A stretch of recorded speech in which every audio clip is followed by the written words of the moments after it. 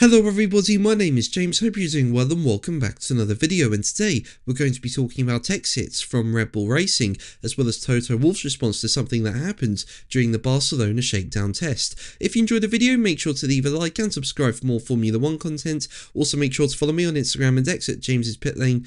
I'll leave links in the description. But let's jump straight into the video. So let's start with Mercedes team boss Toto Wolff, who's responded to an unseen overtake that happened during last week's Barcelona shakedown test. Now, as we know, the cars are completely different in 2026, with new regulations coming into play. And one thing that was noticeable in Barcelona was that the cars looked to be a lot quicker on acceleration on the straights. As part of the new rules though, drivers will be forced to manage the extra energy deployment they have available throughout the lap, which could create significant speed differentials during wheel-to-wheel combat, and Wolff saw evidence of this in Barcelona when George Russell apparently overtook another driver with a major speed gap. When Wolff was asked about the new cars, he said, as quoted by Racing News 365, "I don't see any worse points. I'm not overselling here or trying to make a product better than it is, but I think the cars are awesome. How they look spectacular. They look like F1 cars again.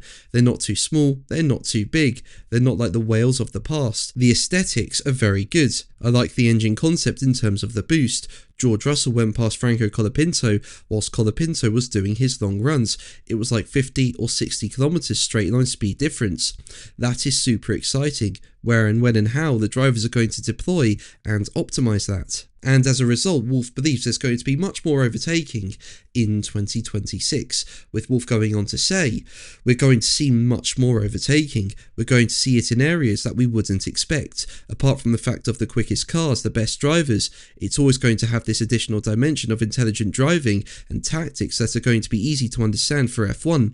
So far, I haven't really seen any negatives." Now, as we know, drivers do have a lot of tools to use in 2026 to help with overtaking. I mean, you've got active aerodynamics, you've got the overtake mode, you've got energy as normal, and in terms of the overtake mode, this offers a boost in energy when within 1 second of the car ahead. What's interesting though is that Haas driver Esteban Ocon has a different view to Wolff, with him raising early concerns over the car, suggesting overtaking may be more difficult than anticipated. Offering his initial assessment, Ocon said, as quoted by Racing News 365, "I've been following a few cars. You seem to lose quite a lot of front load, a bit more. We need to see.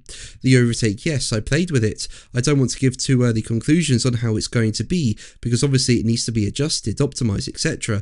for that to work in a perfect way, but so far it looks to be difficult to pass. That's my first thought about it, but I hope it's going to get on the easier side." So yeah, two different views there, but I do hope overtaking will be improved in 2026. I mean, all the tools are there to help the drivers, so it'll be interesting to see what happens. How do you think it will play out? Let me know in the comments below. But let's move on to Red Bull, with it being reported that multiple senior administrative staff have exited Red Bull Racing. Basically, Planet F1 said sources have revealed to Planet F1 that 4 senior members of the administrative staff at Milton Keynes have left the team. The departures are understood to have occurred shortly after continued assurances were made to staff on the ground in a company address, following the firing of 2 senior administrative directors alongside former Red Bull boss Christian Horner in July 2025. Now, as we know, Horner was the team principal and chief executive of Red Bull Racing for many years. However, following the British Grand Prix in July 2025,